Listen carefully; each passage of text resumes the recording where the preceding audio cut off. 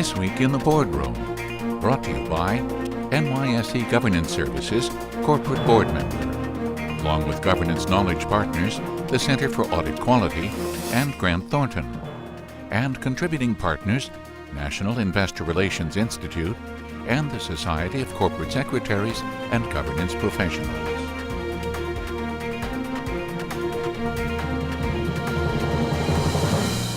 Welcome to this edition of This Week in the Boardroom. I'm TK Kerstetter, Chairman of NYSE Governance Services Corporate Board Member, and it's my pleasure once again to welcome my co-host, Scott Cutler, Executive Vice President of NYSE. Welcome, Scott. Great to be here.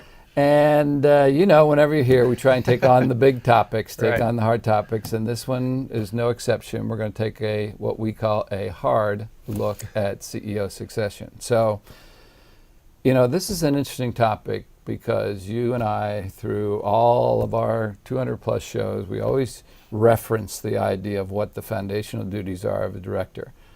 They got to oversee risk, they got to set the company in the right direction, make sure they're overseeing that part of it, and then they have the responsibility of attracting and retaining and evaluating the CEO. And as we both know, the success of the board is directly associated with making good choices on getting the right CEO in. So, we've done our What Directors Think study for like 11 years, and if you look at other supporting research around, it is just interesting to see that that one of the top two issues that boards feel least effective, meaning that they don't feel that they handle very effectively, one of those is the foundational issue of managing CEO succession. So knowing that and knowing it's a foundational,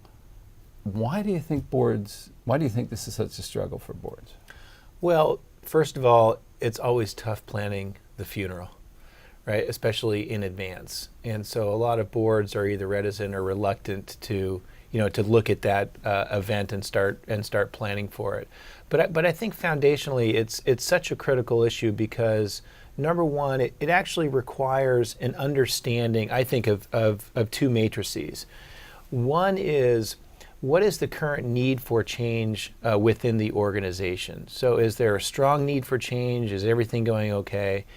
And then the second is really trying to understand what is the culture's ability to change. And knowing both of those things requires both an understanding of the people, the culture within the company, as well as where the company fits strategically relative to its business and strategic objectives. And then obviously having people and understanding of the framework of who would actually fill those spots for succession. But I think you have to have those basic foundational elements to understand what you need to do in the event that you do need to make a change. Ideally, every board member should be focused on having an organization that there's less need for change right now. I mean, that change is always, or that an organization is always ready and able to respond to change. Otherwise, you put yourself in a situation where shock and awe is the best strategy because you got to blow everything up. That's really not a great result for anybody. So that's always the framework I think that I would look at when you think about succession. Yeah. A lot of times people think of succession and the idea that, why do I have to deal with it? They're good at dealing with it when the occasion comes. They feel very confident about that. They just don't feel in the planning, but it's important. And I think, people recognize it's important. I know the SEC, I think it was October of 2009 in the SEC bulletin, and I want to get this language right. It said that CEO succession planning is not routine business, and now they recommend that boards provide succession plan information to shareholders. Now, if you remember, we saw a little about that with Apple because people wanted a whole lot of information. Sometimes there's competitive issues, sometimes there's internal sensitivity issues, and it's not always easy to say this is what we're doing. Yeah. Okay, but you should. They're asking in your proxy to give some comfort to the shareholders to know that you have pre-plan this. Okay, some are doing it, others still haven't made the decision to include that in the proxy. But I remember just one quick story. To me, this is all about getting it sort of out front Right, and whatever. right. And I can remember at the annual Boardroom Summit, I had a Fortune 500 CEO, and I said to him, what's the deal with this? Why, you've been very successful. Do you have any reservations, about the minute you got in there about saying, we have to have a plan? And he looked at me, and I thought the answer was going to be no, this. Yeah. And he says, oh, I had huge reservations. Yeah. And he went on to explain that as confident as they were about their ability to do that, there was just something, like you said, planning the funeral, already addressing the issue of, I haven't even performed yet. How can I discuss this issue about my replacement? And he said, frankly, I didn't want to give him that thought process, at the time. And it surprised me a little bit, because this is somebody that really had a wonderful track record, and I wouldn't think anybody would second guess that. But it was very enlightening to me. Yeah. Well, look, transitions are destabilizing. They're destabilizing for people. People don't make rational decisions in an unstable environment. And when you have a lack of leadership, or a known lack of leadership that's coming, it's difficult for an organization to focus on that point in the horizon. And organizations are like any leadership structure. You need somebody to be able to point them in the right directions. And so it's not a surprise that the SEC is focused on that, and certainly investors have keyed on to this as an extremely important issue, and in some cases forcing change to occur on a faster timetable than current existing CEOs or boards are ready to handle. Yeah. And I like your point that every company is different, cultures are different, it's going to happen different. One thing we need to clarify is the difference between an emergency situation where a CEO gets hit by a bus and the idea of doing planning. Sometimes directors confuse these, because there can be a plan for an emergency where you elevate somebody temporarily. We've even seen directors step down into the position and do that temporarily. And then there's the planning. Now, the poster child for doing it right, it was McDonald's, if you remember. They had gone through 3 situations where they had health problems, they had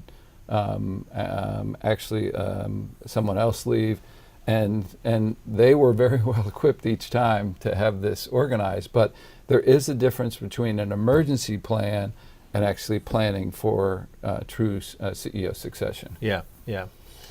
How about the debate about, let's talk about the debate about inside versus outside. Yeah. Everybody says prepare that inside candidate, it's going to cost you less, they're going to know the company, etc. Others will say, no, you need a cultural change, you need to go outside.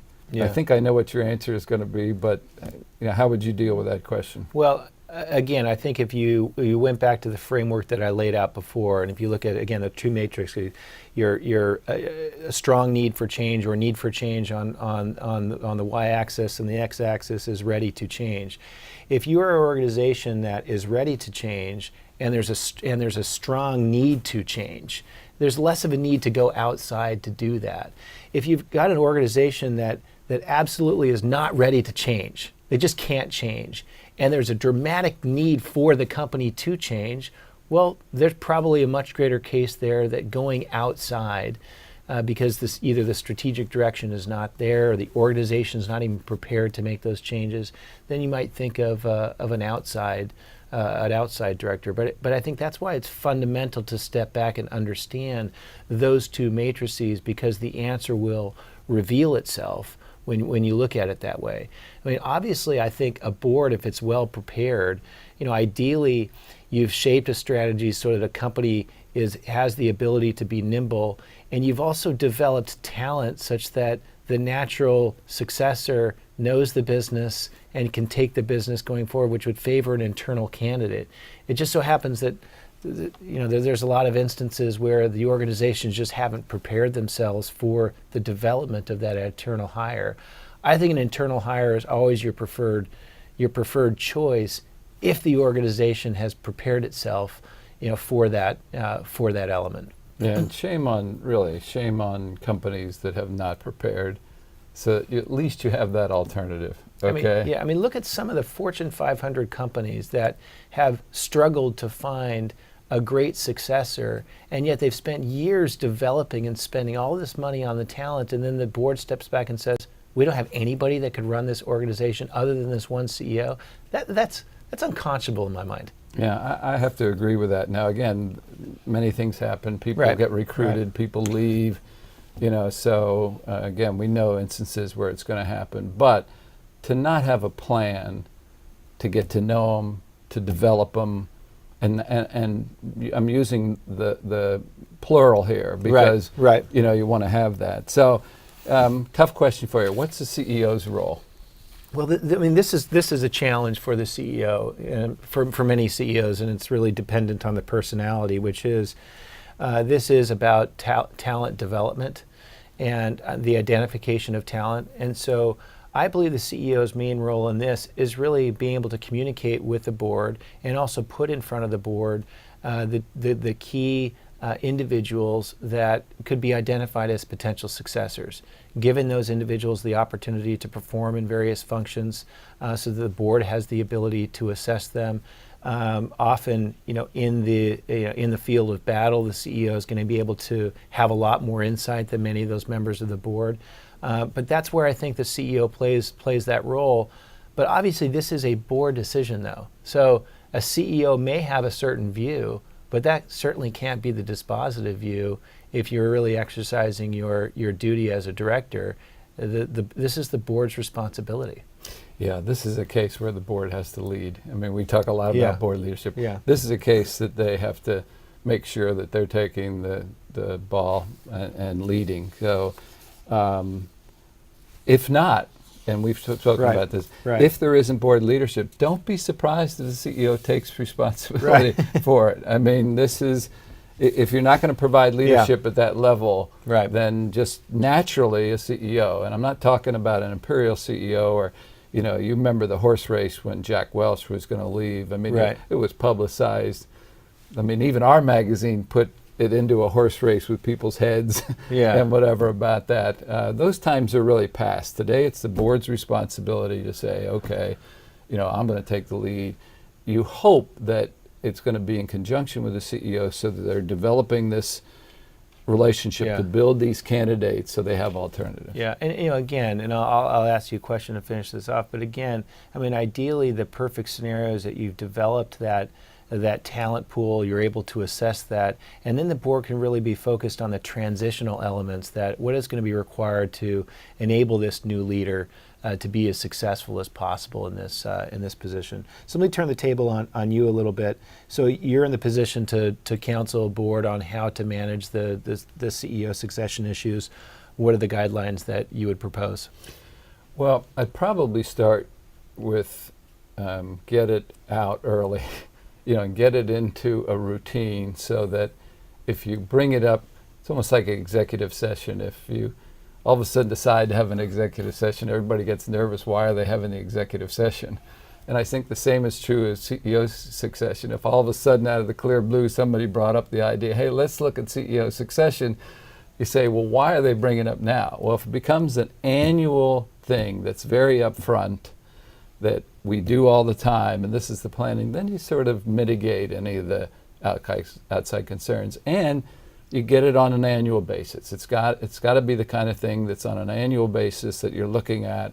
You're looking at the progress of the people. Next, you got to have some internal process for these candidates. There's been a lot of movies about, Jimmy Stewart, going to meet the board of directors, and they're going to select somebody. That social part, you do need to meet these people in all kinds of different settings. So, Right. We talked about planning retreats. That is one of the value of planning retreats. Get them to meet somebody, find out who has the skill sets and whatever to develop that. I think that internal process is very important. And then the last thing I would say is make it clear on what you want the CEO, what their role will be. How do you want them to develop the people, what your goals are, have them participate, have them, obviously they know these people better than anybody does, so their involvement is very important. Each company different. There may be boards that want the CEO to handle it. They may Right. turn to the CEO and say, we want you to handle this. Right. That's okay, as long as they don't divorce themselves from the process. So I think if you covered those 3 or 4 things, that would be my advice. I think that's Anything to add to that? No. Okay. Well, this is something that, again, after 11 years, I really thought that I thought has been talked about enough, not just from us, but from everything, that we would see change in sort of the numbers of their confidence in that. I'm hoping that during my work lifetime that I see that advance. Just such an important part of the process. So anyway, I guess we'll see. Yeah. All right. Well, that will conclude this edition of This Week in the Boardroom. We hope you enjoyed the show. We will be back again next week to take another look at a critical topic that will help you be a better board member or committee member. And we'll see you then.